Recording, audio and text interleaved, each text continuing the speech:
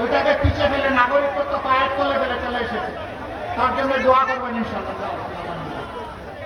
এরপরে আমরা ধামরাই উপজেলা ইঞ্জিনিয়ার নাবিলা কাশ্মীর, সে কুয়েট থেকে আলহামদুলিল্লাহ গ্রাজুয়েশন করেছে। ট্রিপল ইতে সে ইঞ্জিনিয়ার আলহামদুলিল্লাহ।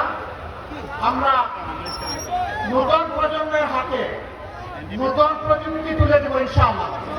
সেই প্রযুক্তির একজন নিয়ামক হিসাবে সে কাজ করবে, তার জন্য দোয়া করবেন।